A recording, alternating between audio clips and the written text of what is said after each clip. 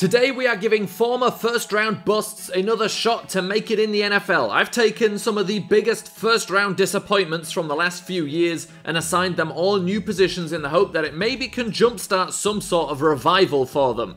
These guys will be playing for the Bills for no real reason, but a few players were drafted by the Bills anyway, and the opponent will be chosen at random from a selection of teams that didn't donate any busts. But before we get into that, let's take a look at this team of repositioned busts. Now the first position is the most important position, it's the quarterback, and we don't want to turn the ball over. So we chose a player that knows something about not turning the ball over on a regular basis, that knows something about not getting many interceptions. It's Eli Apple. He will be our starting quarterback. At the running back position, it is RG3. We're going to give him a chance to actually do what he does when he's playing quarterback anyway, and that is just run the ball. The fullback, Calvin Pryor, a former first-round pick that really hasn't done much at the safety position, but he does tend to fight with his teammates. Maybe we can use that aggressiveness at the fullback position. Moving on to the wide receivers now, I wouldn't necessarily call Tannehill a bust, but essentially we just needed extra players that could play receiver, and he's pretty much the best one. However, Mark Sanchez has put up a pretty impressive resume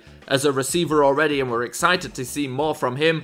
And then Morris Claiborne, essentially making up numbers. It's not like we value his catching ability, but maybe he can learn. Moving on to the tight ends, we've got Dion Jordan moving over from end. Now the thing with the modern tight end is he needs to be able to catch, and, you know, not as much emphasis is placed on blocking, and that's why Eric Flowers is going to be our second tight end. Then at left tackle, we're going to have a guy who knows how important it is to protect the quarterback, because he used to be a quarterback. It's Jameis Winston.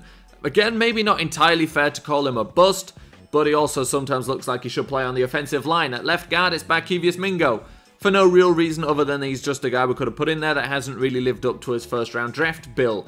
Phil Taylor is going to be our center because, well, he fills up about 2 positions on the offensive line by standing in the middle. At right guard, we've got Adrian Claiborne. Now, this shouldn't have actually been Adrian Claiborne. It should have been Dan Williams we decided to go for, but he's no longer in the game. So Adrian Claiborne, who also hasn't really lived up to a first-round draft billing, is going to fill in for him. And at right tackle, of course, is Kelvin Benjamin. Now, the 271 pounds is just a rough guess of how much he weighs.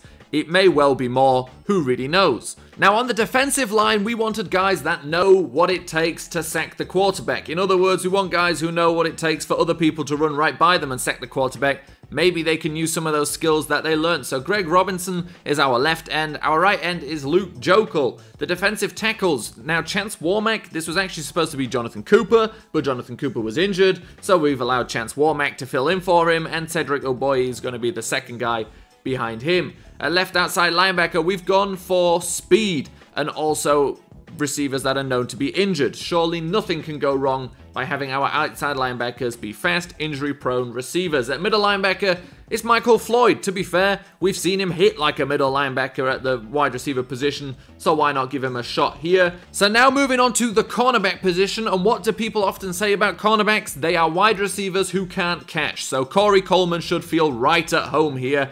Tavon Austin, we're still trying to find him a position, and maybe, you know, being a cornerback is what's good for him. You know, he's got good makeup speed. And then we've got Kendall Wright, who, to be fair, I've always thought has never been a half-bad receiver, but clearly doesn't, you know, get stuck in there, so we'll put him into the cornerback position. Maybe that will help him. Our free safety, Blaine Gabbert. He's not a stranger to interceptions, and now maybe he can catch some rather than throwing them. And at strong safety, it's EJ Manuel. Basically the same principle, just he's a bit bigger. But of course, it wouldn't be a team without kickers and punters, but in all honesty, in terms of first-round busts that are still available in the game, there weren't enough, so we had to get a little bit creative with our kickers and punters, so they are not first-round busts. Our kicker is running back number 27. Now, we had to get creative and use Roman numerals, but our punter is going to be Xavier Rhodes because he showed some real promise kicking that penalty flag, so hopefully he'll do a good job for us at the punting position. And then the rest of these guys, you know, kick returner, Mark Sanchez and Robert Griffin III, because we figure that would be worth a laugh. Our punt returner, Ryan Tannehill, because he knows something about getting a punter on the field. And, well, that's about it. All the other positions essentially just, you know, the guys that you've already seen. So, how will this team do? Let's find out first who they'll be playing against. So there's quite a few teams that haven't donated players, but let's see how long it takes for us to get to one that hasn't. The Titans have donated some players. The Indianapolis Colts have not. So that is the team the Buffalo Bills will be playing against. It will be Andrew Luck and the Indianapolis Colts. So here comes halfback number 27. We're expecting a good, strong kick from him. Nope. So it wasn't a good kick from halfback number 27, and he's not going to have a long career in the NFL if he keeps kicking like that. But now the Bills' defense on the field. Let's see what they can do. They've got some speedy linebackers as they go to the outside with Mack, and that speedy linebacker is there. I think that was Brashard Perriman, and it's Tavon Austin on the stop as well. So this will, of course, be very interesting as Eli Apple at quarterback. His receivers include the likes of Mark Sanchez, and his running back is Robert Griffin III. So let's see what they do coming out here. Of course, this offensive line, not too strong either. Tackles on either side, a quarterback and a wide receiver, or formerly a quarterback and a wide receiver, and they start with a run. Robert Griffin III finds a little bit of space, of course. The thing you worry about here is how injury prone half of all of these players are. So RG3 may do well to begin with, but he takes a big hit and we don't know if you'll see him again. Now in an empty formation, testing Eli Apple's arm early in this game on 2nd and 7, and he looks to throw and he finds his receiver, Dion Jordan, with a great catch. We may have found this guy a new position. Most other guys he may have overthrown, but Dion Jordan's is around 6'5", so there was no problem there as Eli Apple looks to throw again on 1st and 10, and this time completely misses his intended receiver. So now 2nd and 10, and it's a fake handoff. Apple looking to throw. He's got some good protection, you got to give him that, and it's a completion to Morris Claiborne down the field. Two former cornerbacks connecting on a 28-yard reception. Max Sanchez getting into it on the sideline there with a cornerback, probably saying, well, who knows, what has Max Sanchez got to say against anybody in the league, but he's probably saying something. 4th and 9 is out of field goal range, so we'll see Xavier Rhodes for the first time, and, well, he got a little bit more distance on that ball than he got on the flag, but that's about all you can say. Colts offense back on the field. The last time they were out here, this Bills defense did a pretty good job. Let's see what they do here on 1st and 10 with the running back in motion. Look is back to pass, completes to Eric Ebron, and that is, I think, well, I don't know who that is tackling him, but they didn't do a very good job. It was EJ Manuel finally coming in with the tackle. Colt's going for play action. Colt throwing over the middle. His name is not Colt, his name is Andrew Luck, and he just threw a touchdown to Ryan Grant. And that, you know, is what you could expect. Not great safety play. You would have wanted a little bit more, though, from your two former quarterbacks. Big hole for the busts right now on 3rd and 15. They go play action. He picks up a pretty decent block from RG3, but just overthrows the intended receiver there.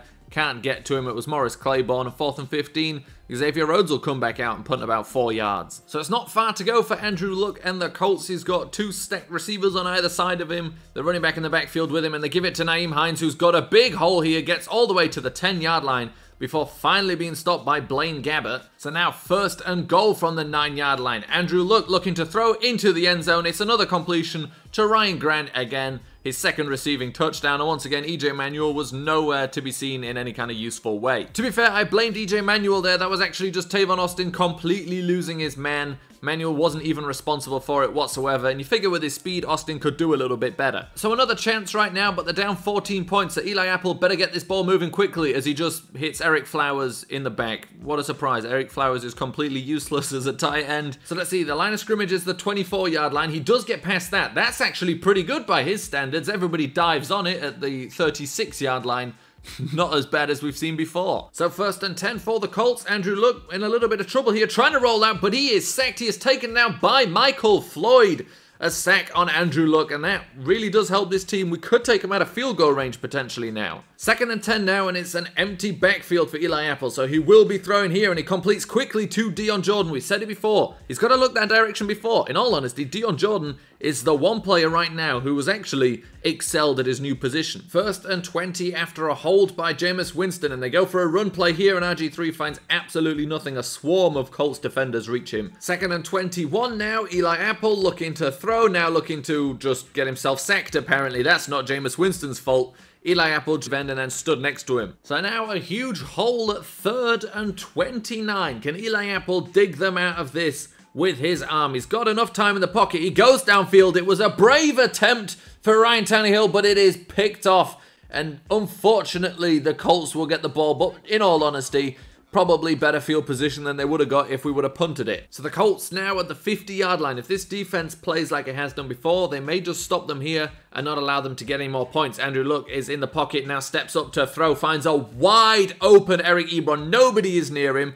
It was a terrible attempt at a tackle by Corey Coleman, but it was EJ Manuel who ended up coming over and making that tackle. So now a situation these Bills are used to. It's 3rd and 14. There's some trouble there for Eli Apple.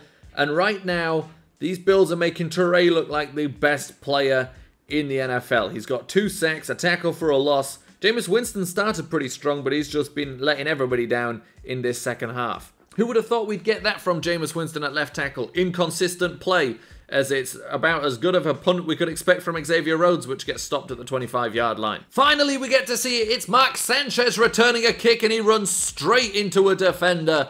But that's what we've been waiting for all game long. A great 23-yard return by the hero, Mark Sanchez. And now comes Eli Apple. We get to witness one more drive from them. Hopefully, they'll take it nice and easy and just take this time off the clock. Next up, we'll be finding a new position for Sean McVay, who decided taking a timeout would be a good idea, as if the Bills are going to achieve anything here on 3rd and 12. They're averaging 2 yards per attempt. It's 3rd and 12. Eli Apple, can you bring out some magic here? There's actually some pretty good blocking going on, but that's because everybody's in coverage. A bunch of double teams working hard, and he just overthrows his receiver once again, as we've seen plenty of times. It's Morris Claiborne that was near it, but actually it was a defender that was even closer. The Colts with the ball, again, hopefully will just run the ball once here and then kneel the clock out, because we don't need any more of this. There is one player you can take out of this as has done a good job for himself, and that is Dion Jordan. Did a pretty decent job as a tight end. Everybody else pretty much let themselves down and really doesn't stand a chance of doing anything in the NFL. As a matter of fact, give credit to Phil Taylor, Kelvin Benjamin, and Barkevius Mingo on the offensive line. They didn't do too badly. On the defense, I think Michael Floyd also didn't do a terrible job, and EJ Manuel did about as well as you could expect, but was responsible for a missed tackle on a touchdown.